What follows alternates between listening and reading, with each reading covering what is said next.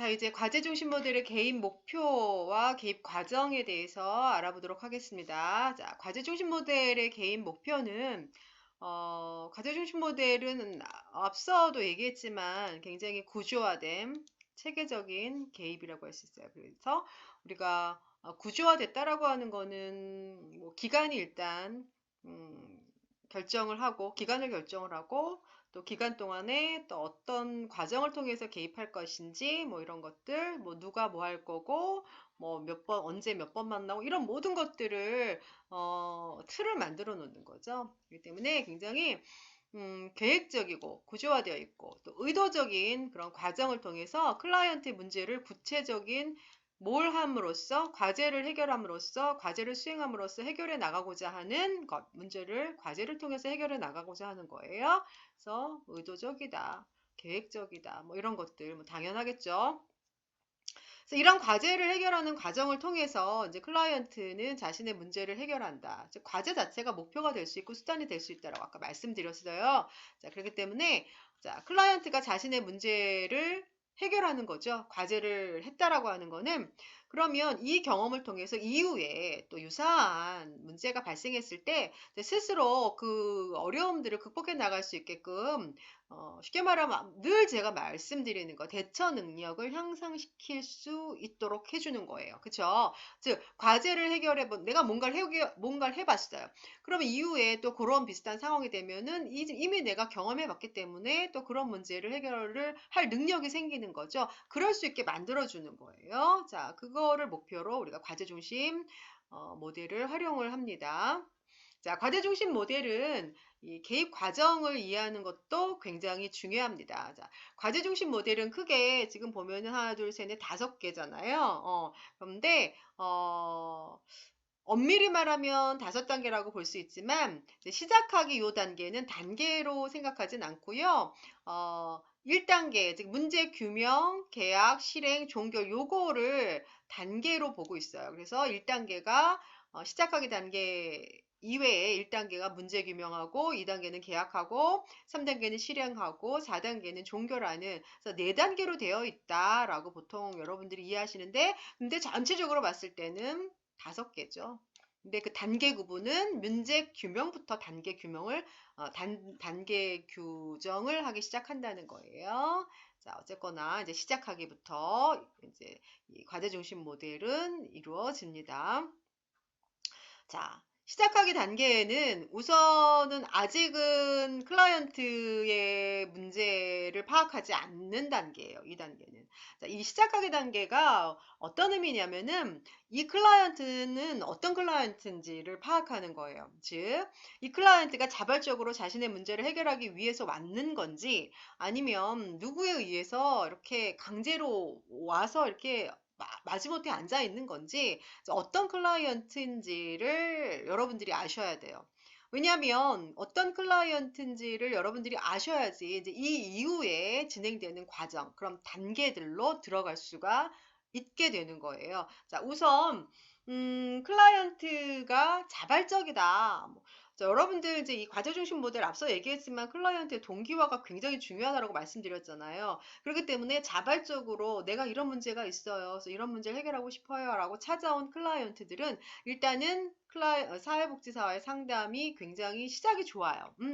이제 서로가 그러니까 클라이언트는 왜 왔는지 목적, 이유가 분명하고 그렇다면 사회복지사는 우리 기관이 서비스를 클라이언트에게 줄 수 있는 건지 아닌지를 결정을 할 수가 있는 거죠. 그 다음에 클라이언트가 뭘 원하는지, 우리 기관에 대해서 기대하는 게 뭔지, 이런 것들을 서로 확인할 수가 있어요. 그래서 이제 그 다음 단계, 그래서 이제 얘기를 들으면서 문제가 뭔지를 찾아가는 그런 단계로 바로 넘어갈 수가 있어요. 근데 때로는 이제 우리 기관이 적합하지 않을 수가 있잖아요. 뭐 예를 들면은 이제 어르신 장애인 분이신데 그냥 일반 종합사회복지관에 오시면 실은 장애인 분들에게 줄 수 있는 서비스들이 좀 한정적이거든요. 이제 그랬을 때는 인근에 있는 지역사회에 있는 장애인 복지관을 의뢰를 한다거나 그러는 게 훨씬 더 나을 수가 있어요. 그런 경우에 뭐 그런 경우에는 이제 의뢰를 하고, 그러니까 일단은 먼저 자발적으로 찾아온 클라이언트 같은 경우에는 그러니까 자신이 이제 무엇을 원해서 왔는지, 자발적으로 이야기를 할 수 있기 때문에, 이 기관에서 해줄 수 있는 것도 명확하게 알려주고, 그렇지 않은 경우는 타 기관에 의뢰하기도 하고, 이제 이런 작업들이 시작하기 단계에선 이루어지는 거예요. 그런데, 많은 경우에 이제 자발적으로 찾아왔음에도 불구하고, 이 기관에 오면은 마치 이제 자신의 문제를 다 해결해 줄 수 있을 것 같다라고 하는 그런 비현실적인 기대를 가지고 오시는 분들도 있어요. 근데 때로는, 기관에서 해주는 서비스나 이제 그런 것들이 충분히 만족스럽지 않게 느껴질 수도 있죠. 왜냐하면은 그런 기관 절차라든지 뭐 이런 것들을 보면서, 기간도 너무 많이 걸리고, 뭔가 이게 내가 원하는 서비스가 이루어지지 않을 것 같은 느낌이 들고, 이제 그러면은, 약간 이제, 저항하는, 그래서 오고 싶어 하지 않는, 그래서 초기 단계에 자발적으로 오긴 왔지만 자신의 문제를 잘 얘기하지 않으려고 하는 이제 그러한 저항의 행동들이 나타날 수도 있다라고 하는 거죠. 이제 그럼에도 불구하고 자발적인 클라이언트 같은 경우에는 자신의 문제를 적극적으로 뭔가 이야기하는 그런 준비가 되어 있다라는 측면에서 이제 이후의 단계로 바로 넘어갈 수 있다라고 볼 수 있습니다. 이제 문제는 이제 비자발적인 클라이언트예요. 비자발적인 클라이언트인 경우에는 주로 이제 의뢰된 분들이에요. 뭐 아동학대 기관이라든지 뭐 아니면 뭐 회사라든지 뭐 아니면은 뭐 가정폭력 상담소라든지 뭐 이런 데에서 법원이라든지 뭐 이런 데에서 이제 외부 기관에서 의뢰된 분들이에요.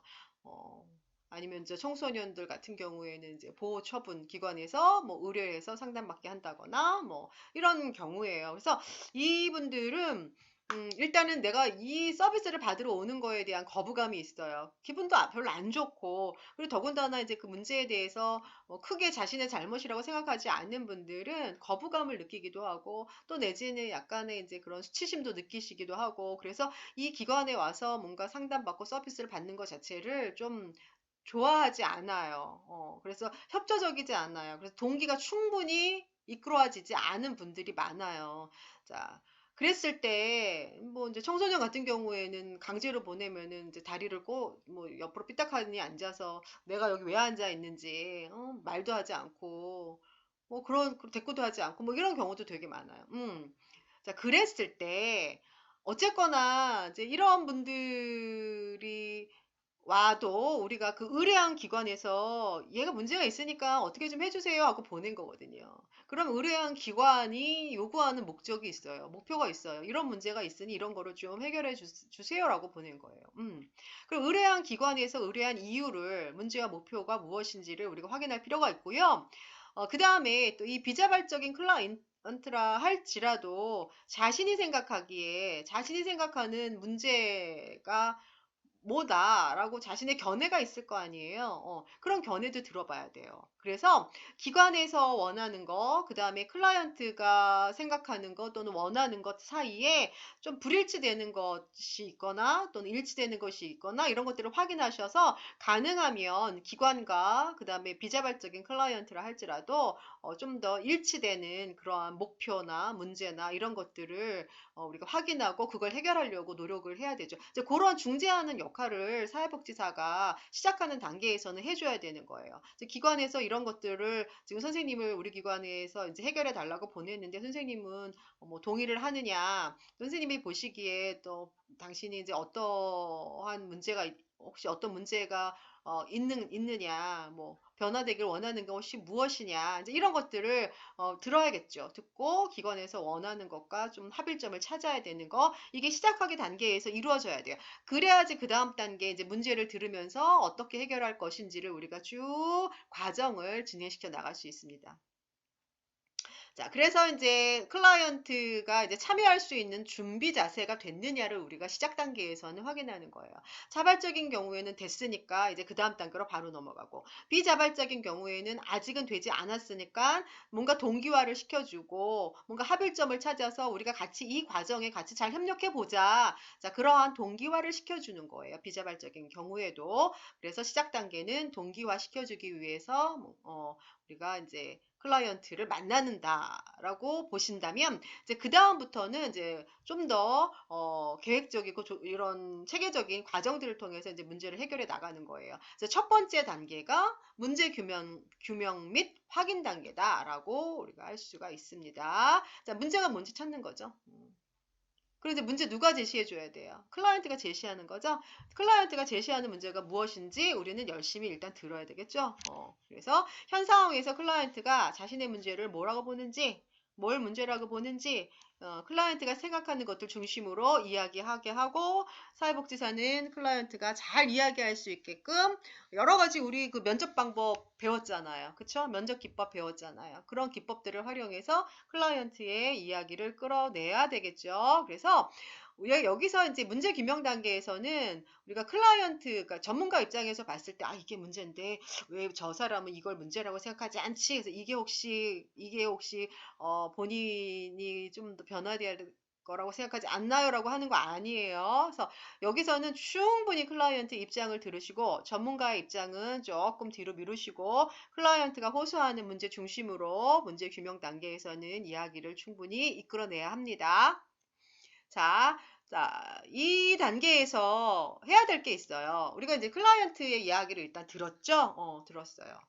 그리고 문제 규명 단계에는 우리가 보통 이 단기 개인 모델인 과제 중심 모델을 가지고 8회기를 진행한다. 만약에 8회기를 진행한다. 그럼 거의 2달에서 한 뭐 2달 정도 되겠죠.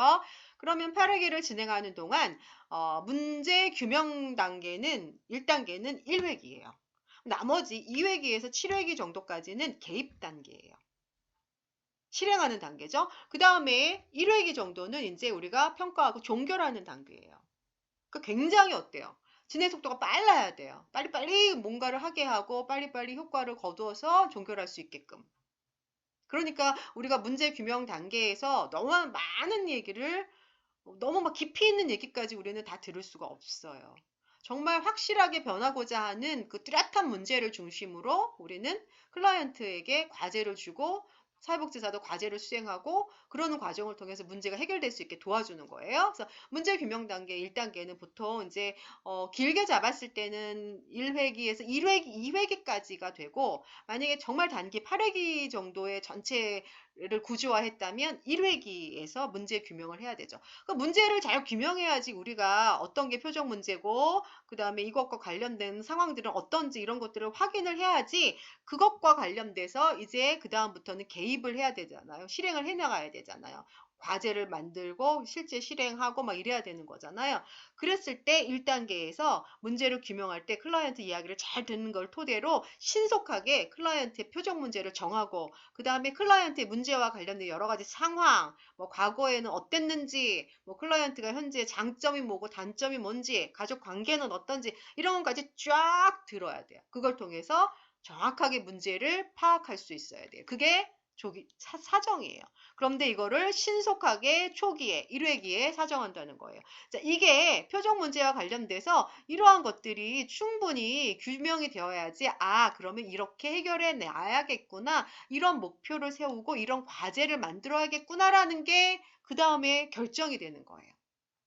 그래서 1단계에는 이렇게 문제를 듣고 문제에 대한 신속한 초기 사정을 해야 합니다. 문제의 원인이 뭐냐? 문제와 관련된 상황이 뭐냐? 문제와 관련된 클라이언트가 가지고 있는 생각이 뭐냐? 그 다음에 기타 가족 관계, 클라이언트의 뭐 기타 환경 체계, 그 다음에 클라이언트 장점, 단점, 뭐 이런 것들을 초기에 1회기에 파악을 하셔야 되겠죠. 그래서 사정을 잘해야지만 이렇게 표적 문제를 딱 꽂혀갈 수 있는 거예요. 정말 우리가 해결해야 될 문제, 또 이거의 원인 이런 거를 탁 파악할 수가 있는 거죠. 자, 이거를 이제 1단계 문제 규명 단계에서 확인하셔야 됩니다, 여러분. 자, 그렇다면 확인했어요. 우리가 구체적으로 이제 이런 게 표적 문제인 것 같고, 이런 거와 관련된 상황은 이렇고, 이런 것들 확인하셨죠? 그럼 두 번째 단계는요, 계약 단계예요. 자, 계약 단계는, 자, 그럼 우리가 목표를 이렇게 정했습니다. 이렇게 이제 표적 문제를 정했습니다. 이게 이제 이런 것들이 해결된 문제라고 생각하시는군요. 라고 이제 우리가 1단계에서 정했고, 관련된 여러 가지 관련 사항들을 우리가 수집을 했어요. 그럼 2단계에서는 계약 단계예요. 계약 단계에서는 뭐 하는 거냐면 구체적인 목표 설정하는 거예요. 그 다음에 그래서 이제 클라이언트 뭐 할 건지, 그 다음에 사회복지사는 뭐 할 건지 이런 거 정하는 거예요. 그러니까 사회복지사가 할 일이에요. 같이 누구랑 클라이언트랑 같이 하는 거예요. 그래서 목표를 정하고 클라이언트 과제를 정하고 사회복지사가 뭐 해야 될지를 정할 때 반드시 누가 참여해야 되는 거예요? 클라이언트가 참여하는 거예요. 클라이언트가 같이 참여해서 아, 이런 문제가 있으니 우리 이거를 변화시키는 걸 목표로 하죠. 그러기 위해서 본인은 이런 걸 하시고 저는 이런 걸 하겠습니다. 라고 정하는 거예요. 그렇기 때문에 누구의 동의가 필요하냐? 클라이언트의 동의가 필요한 거죠. 그 다음에 문제 선정하고 목표를 결정하고 이럴 때, 그 다음에 과제를 정하고 이럴 때는 클라이언트가 아, 나 이건 못하겠는데요. 다른 걸 하면 안 될까요? 다른 방법으로 했으면 좋겠어요. 이거 다 결정은 누가 하는 거예요? 클라이언트가 하는 거예요. 그래서 클라이언트의 자기결정 이런 것들이 굉장히 중요하게 여겨져야겠죠. 자, 그럼 이제 구체적 목표 정해야 된다 그랬어요. 자, 목표는 클라이언트의 관점에서 정하는 거예요. 그래서 클라이언트가 동의가 필요해요. 클라이언트 자기가 결정해야 돼요. 그 다음에 클라이언트가 내가 이게 우선 필요해요. 이게 우선적으로 바뀌었으면 좋겠어요. 라고 하는 거를 정하는 거예요. 클라이언트가 우선순위도 정하는 거예요. 그래서 클라이언트의 동의, 자기 결정이 필요하겠죠. 그 다음에 이 목표라고 하는 거는 이제 클라이언트가 물론 우선순위도 정하고 자기결정권에 따라서 이런 것들을 결정을 하긴 하지만 클라이언트하고 사회복지사하고 이렇게 상담하는 과정을 통해서 같이 한번 협의를 하는 거죠. 협의하고 그 다음에 같이 만든 목표인데 여기에 대해서 클라이언트가 동의하고 클라이언트 스스로가 결정할 수 있어야 되는 게 이제 목표가 되는 거예요. 무조건 혼자 클라이언트가 말한 거 다 그거에 동의하여서 다 그대로 해주는 게 아니라 거기에 플러스 전문가적 견해에 따라서 클라이언트에 대해서 사회복지사인 나의 의견도 제시를 해보고 이제 그거를 같이 협의해서 동의해서 결정하는 거다. 자, 하나의 표적 문제에 대해서는 반드시 하나의 목표 설정. 그럼 표적 문제 3개면 목표는 몇 개? 3개가 나오는 거예요. 자, 이렇게 목표 정하고요. 그 다음에 이 목표에 따라서 이제 클라이언트가 해야 할 것들, 여기서 클라이언트가 해야 할 건 과제인 거죠. 이 과제는 보통 이제 행동, 어떤 걸 할 건지, 그 다음에 인지상, 어떻게 생각을 바꿀 건지, 뭐 이런 거에 지표로 우리가 표시할 수 있어야 돼요. 뭐 매일 전화하기, 뭐 늦을 때마다 전화하기, 뭐 이런 것들, 이런 행동적인 지표, 인지적인 지표, 그러니까 확인할 수 있다는 거예요. 구체적인 거죠. 행동적이거나 인지적인 지표로 만든다는 거는 뭔가 과제 자체를 굉장히 구체화해라 이 말입니다. 나중에 그거를 우리가 확인할 수 있게 아 이걸 했구나 라는 걸 확인할 수 있을 정도로 구체화시켜야 된다라고 하는 거예요. 자, 그 다음에 사회복지사의 과제는 클라이언트가 과제를 효율적으로 수행할 수 있게끔 지원하는 거야. 지원하기 위해서 우리가 뭘 해야 되는지, 그때 해야 되는 활동들을 이제 사회복지사의 과제다라고 이야기합니다. 이제 계약 단계에서는 이런 거를 같이 협의하고 결정을 하는 거예요. 자, 여기 이제 아까 이 사례가 앞에서도 있었죠? 그래서 그 사례입니다. 자, 이 사례를 가지고 이제 우리가 계약 단계에서 어떻게 목표를 정하고 어떤 과제를 설정하는 건지 한번 쭉 보도록 하겠습니다. 자, 표적 문제.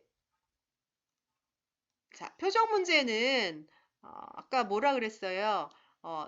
외박을 내가 자주 하는 거. 그 다음에 자, 그래서 계약서를 이렇게 작성을 하는 거예요. 계약서 작성. 자, 계약서 작성할 때는 이제 어느 기관, 사회복지사 누구, 자, 같이 작성하는 거예요. 우리 클라이언트하고. 그래서 계약서를 작성할 때는 문제. 그래서 내가 외박을 너무 많이 한다. 성적이 낮다. 할머니가 자꾸 사촌하고 비교해서 잔소리하는 게 난 너무 듣기 싫다. 난 이게 좀 변했으면 좋겠다라고 정호가 이야기를 했어요. 그래서 사회복지사랑 이야기하는 과정을 통해서 이걸 문제로 정했고, 자, 그러면 이 문제들을 해결하기 위해서 하나의 문제에 하나의 목표가 필요하다고 얘기했어요. 그랬을 때 외박을 자주 한다라고 하는 이 문제를 우리가 해결하기 위해서 그러면 이런 목표를 세운 거죠. 외박을 뭐 자주 하긴 하지만 아주 안 한다는 말은 안 하네요. 그죠? 그래서 가출하지 말고 이때는 이제 가출과 외박을 많이 한다 그랬으니까 가출하지 않는 것. 그다음에 외박할 때 반드시 전화하는 것. 이게 목적이라고 되어 있는데 목표인 거죠. 목적이나 목표나. 그다음에 성적이 낮은 이 문제에 대해서는 이제 어차피 이 아이가 인문계 고등학교는 못 갈 것 같으니까 그렇다면 다른 뭐 인문계 고등학교를 가든 아니면 뭐 어떻게 고등학교를 가야 될지를 한번 결정하는 것. 그쵸? 성적에 맞춰서 이제 중3이니까. 그 다음에 할머니가 다른 아이와 비교하지 않고 믿어주는 거. 이거 달성하기 위해서 이건 누가 해야 돼? 할머니의 과제네요. 그쵸? 그래서 하나의 문제에 대해서 이런 식으로 목표를 하나씩 정했습니다. 자, 이 목표 달성을 위해서 클라이언트가 해야 할 거. 여기서 클라이언트는 정어도 있을 수 있지만 이 문제, 목표 달성을 위해서 개입되어 있는 사람은 또 할머니가 개입되어져 있잖아요. 왜? 할머니 잔소리 안 하는 거는 정호가 안 하는 게 아니라 할머니가 안 하셔야 되니까. 자, 그렇다면 둘 간의 과제가 있는 거예요. 그래서 정호 같은 경우에는 집에 들어와라. 늦으면 전화해라. 학교에 나가는 일수를 채워라. 학교 나가라. 그 다음에 실업계 고등학교를 갈 수 있는지 어떻게 갈지에 대해서 선생님과 상담해라. 이게 정호가 해야 될 일이에요. 이게 정오의 과제인 거죠. 이 문제, 즉 성적과 관련돼서 잦은 가출과 외박과 관련돼서 정오가 이 문제 해결하기 위해서 할 거예요. 집에 들어가고 전화하고 학교 나가고 이제 고등학교 어떻게 할 건지 선생님하고 상담하고. 그럼 이제 할머니는 어떻게 해야 되냐? 할머니는 요 문제를 해결하기 위해서 요 목표를 달성하기 위해서 요 과제를 해야 되는 거죠. 할머니의 과제는 이모에게 당분간 정호의 양육은 할머니 혼자 하겠다고 이야기하세요. 자꾸 이모가 끼어들어서 잔소리를 하니까. 그 다음에 할머니는 이모 아들하고 비교하지 마시고요. 늦는다고 전화하면 야단치지 말고 잔소리하지 말고 알았다고 이해해 주세요.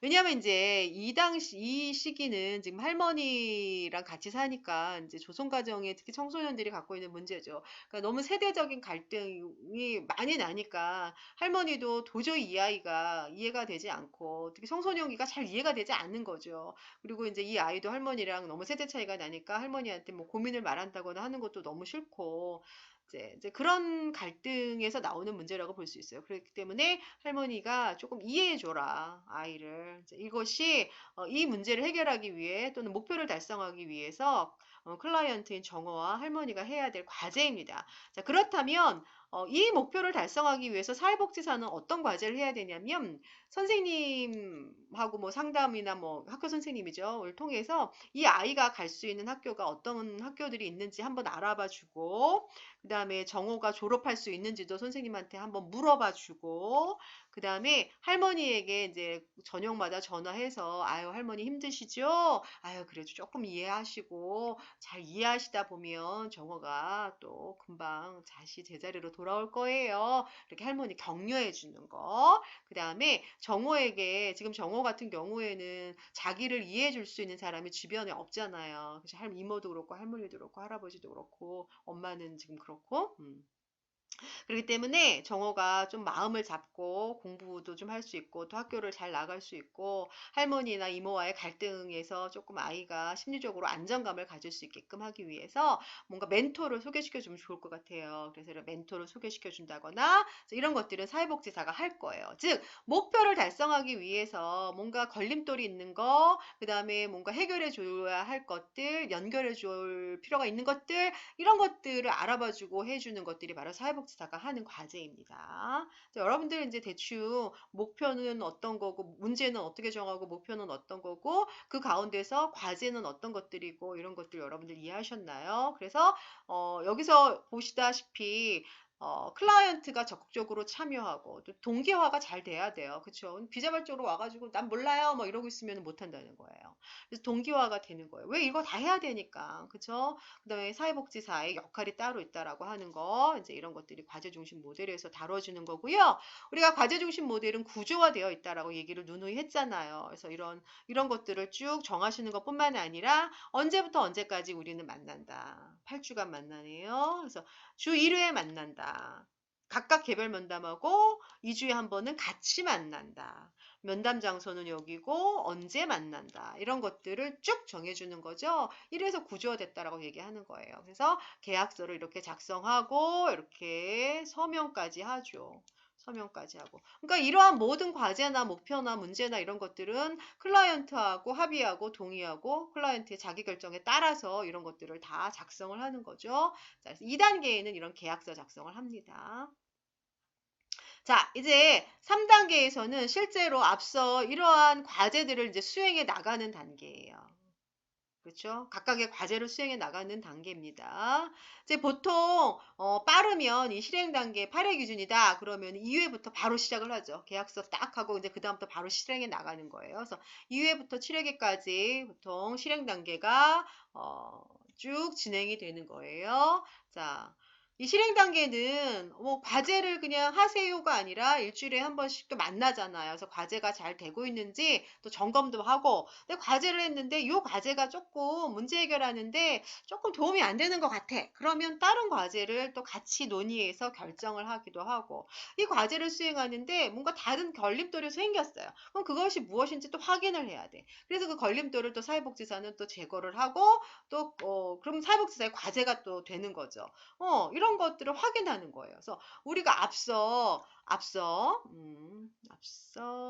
1단계에서 문제를 규명하는 단계에서 표적 문제 빨리 정해야 될 거 아니에요. 그래서 빨리 사정을 해야 되잖아요. 그래서 신속한 초기 사정을 했잖아요. 이제 그래서 문제를 정해서 우리가 이렇게 목표라든지 과제를 다 정했잖아요. 이제 그럼에도 불구하고 일주일에 한 번씩 만나다 보면은 또 새롭게 드러나는 문제 상황이라든지 또 새롭게 등장하는 뭐 주변 환경이라든지 이런 것들이 있어요. 이제 모니터를 하다 보면은. 이제 그럼 어때요? 그 다음에는 초기에 우리가 이거를 문제라고 결정했고, 이거를 과제를 삼았고, 그래서 이런 것들을 지금 수행해 나가는데 또 다른 문제가 발생했어요. 그랬을 땐 어때? 다시 사정을 해야죠?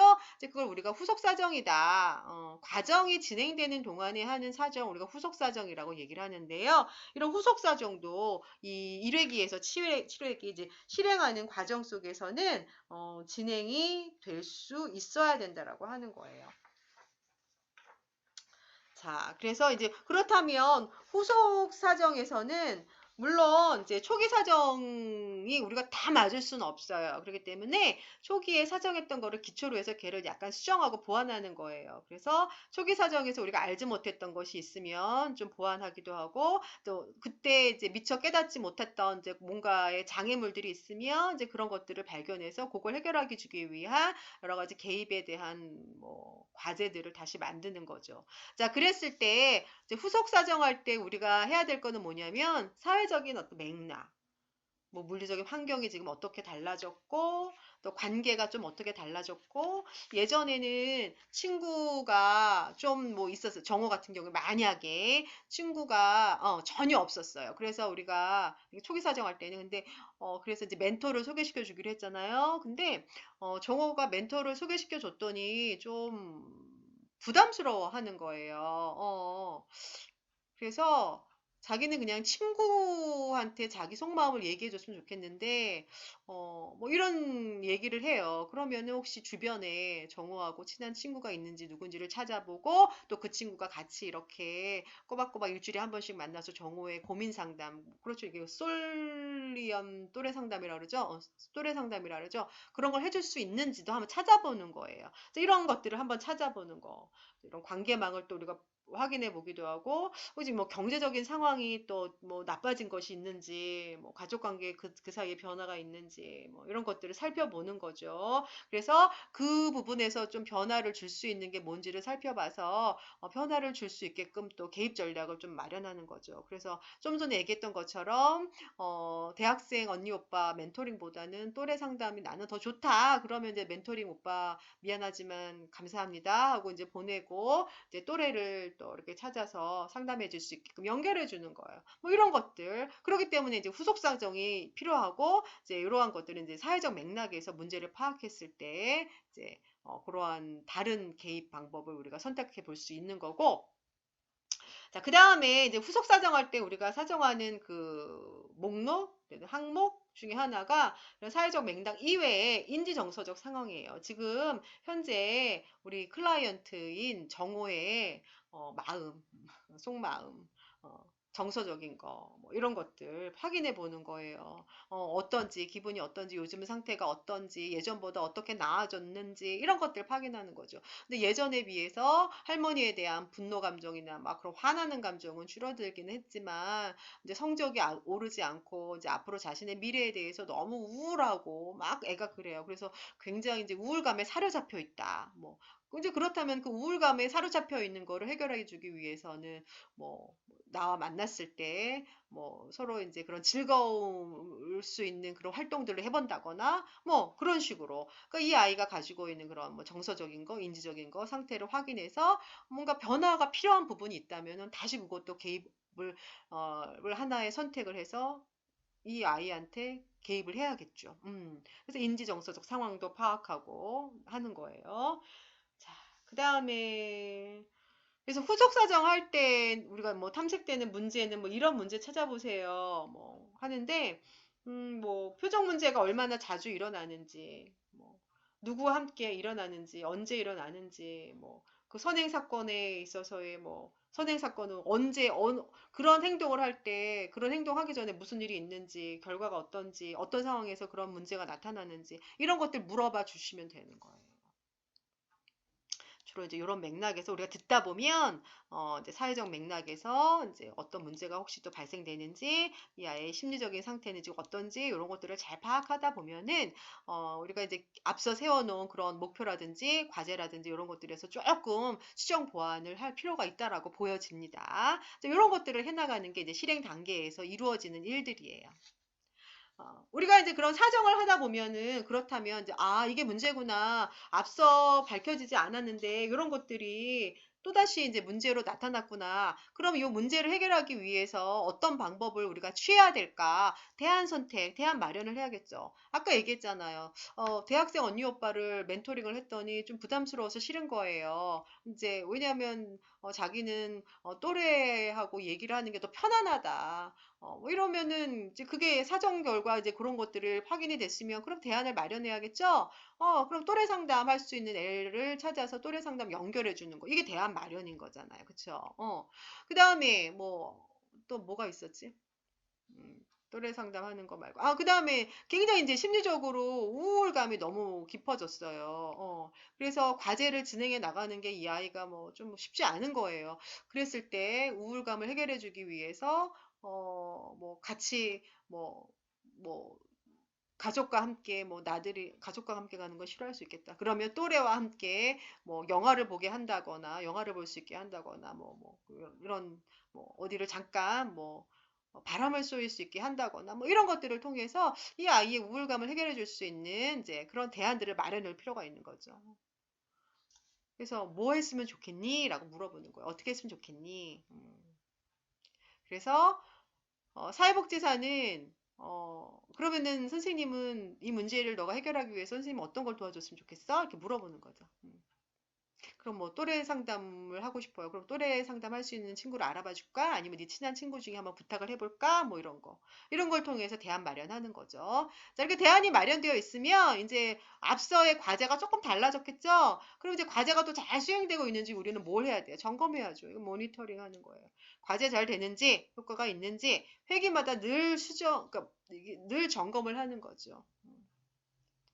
그리고 이제 우리가 이 과제 중심 모델 자체가 효과를 확인하기 위한 모델이기 때문에 이제 과제가 잘 되고 있는지 그런 상태를 우리가 확인하기 위해서 뭐 표 같은 거를 그리기도 하고 차트도 만들고 그래프도 만들고 간결하게 이제 이야기체로 이제 기록을 해서 지난번에는 이제 우울감이 뭐 10 정도 왔으면 뭐 이번에 그렇게 또 다른 대안을 통해서 개입을 해보니까 뭐 5 정도로 떨어졌다. 아, 그럼 많이 이게 효과가 있구나, 좋구나라는 걸 확인할 수 있어야 된다는 거예요.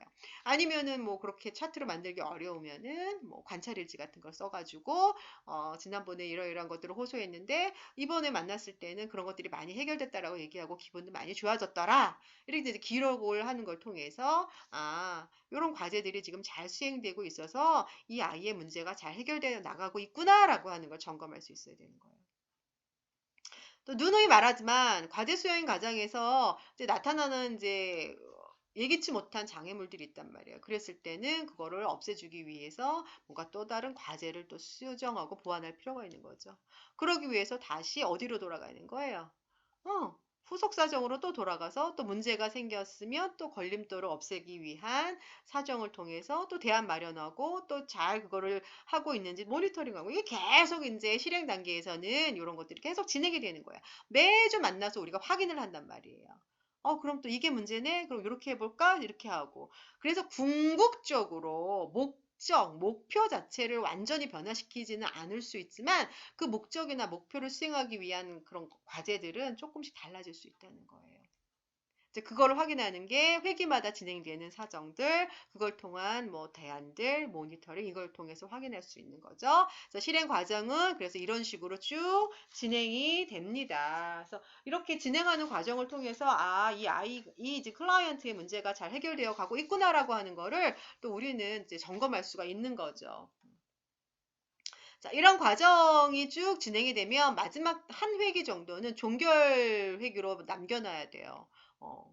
그러니까 이제 종결이라고 하는 거는 이 이제 실행을 통해서 뭔가 문제가 해결됐다라고 판단됐을 때 어느 일정 시점이 되면은 이제 우리가 종결을 하게 된다라고 하는 거를 이제 미리 알고 시작하잖아요. 구조화되어 있기 때문에 우리가 이제 7회기까지 쭉 실행 과정하고 일주일에 한 번씩 만나고 마지막 8회기는 이제 마무리를 할 거예요라고 이미 우리는 앞서 얘기를 해요. 그렇기 때문에 이 클라이언트들도 이미 이제 알고 시작을 하는 거예요. 그래서 개입이 그때는 종결이 된다.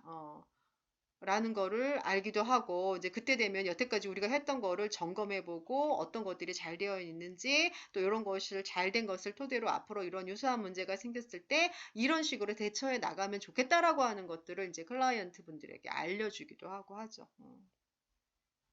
그리고 이제 우리가 실행하는 과정 동안에 얘기를 해줘요. 언제 우리가 마지막이다. 그래서 언제 몇 번 남았다라고 하는 거 미리 얘기해 주기도 합니다. 그래서 계획된 종결이다. 남은 이런 것들을 말해준다.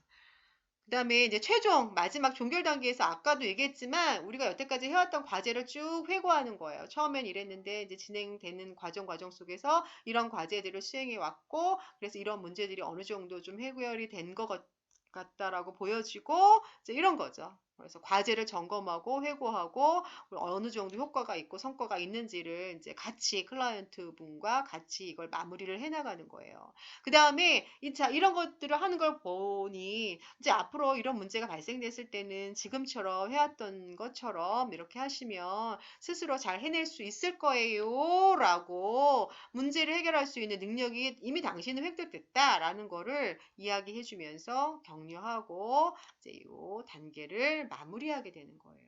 그래서 이렇게 총 4개의 단계를 통해서 과제 중심 모델이 실천이 이루어진다라고 볼 수 있습니다. 자, 과제 중심 모델은 진짜 많이 써요. 많이 활용해요. 사회복지 실천 현장에서. 왜냐하면 이제 우리가 정말 무의식으로 들어가는 깊이 있는 그러한 개입이 이루어지는 거는 조금 쉽지 않아요. 그래서 많은 클라이언트들도 너무 시간 오래 끄는 거를 또 원치 않은 클라이언트들도 많아요. 그렇기 때문에 단기간에 자신이 정말 원하는 문제를 빨리빨리 해결해 주기를 원하는 이제 그러한 대상자들에게 굉장히 더없이 좋은 개입 모델이기도 하고 방법이기도 합니다. 그렇잖아요. 클라이언트가 원하는 거죠. 변화를 원하는 구체적인 거에 한정적인 거에 문제를 집중시키는 거잖아요. 이거를 통해서 실제로 이제 클라이언트가 이렇게 변화해야겠구나. 이렇게 이거 하면은 내가 문제가 해결될 수 있겠구나라는 거를 구체화해 주는 거예요. 구체적인 어떤 화제가 아니라 이게 과제네요. 죄송합니다. 구체적인 과제를 주는 거예요. 이게 문제고, 이런 식으로 해결할 수 있을 거예요. 이렇게 한번 해봅시다. 이렇게 할까요? 어떻게 할까요? 이렇게 결정하기 위해서, 그래서 구체적인 과제를 통해서 문제를 스스로 해결해 나갈 수 있게끔 도와주는 거예요. 사회복지사는 클라이언트가 과제를 해결하는 과정 속에서 맞닥뜨려지는 여러 가지 어려움들, 또 내지는 여러 가지 필요한 도움들, 이런 것들을 주변에서 다 이거를 알아봐주고 해결해주고 연결해주고 하는 거죠. 그래서 클라이언트가 과제를 수행함에 있어서 잘 할 수 있게끔 도와주는 거예요. 그래서 그 다음에 이제 과제 중심 모델 누누이 얘기했지만 단기간에 효과를 볼 수 있는 모델이고 또 효과를 확인할 수 있는 모델이에요. 그렇기 때문에 많은 그런 실천 영역에서 활용이 되고 있습니다. 뭐 아동복지라든지 뭐 공공복지, 학교에서 뭐 학교 사회복지, 뭐 노인, 뭐 가족에 대한 개입 이런 모든 영역에서 이 모델을 많이 활용하고 있습니다. 그래서 굉장히 널리 폭넓게 받아들여지고 있는 이제 사회복지 실천에서 굉장히 중요한 그런 모델이라고 볼 수 있어요. 네, 여러분 수업 잘 들으셨나요? 어, 자, 다음 시간에는 이제 사회복지 실천 모델, 이제 네 번째 모델에 대해서 수업을 할 텐데요. 다음 시간에 수업하는 모델은 인지행동 모델이에요. 자, 한 주 동안 잘 보내시고, 다음 주 수업 시간에 만나겠습니다.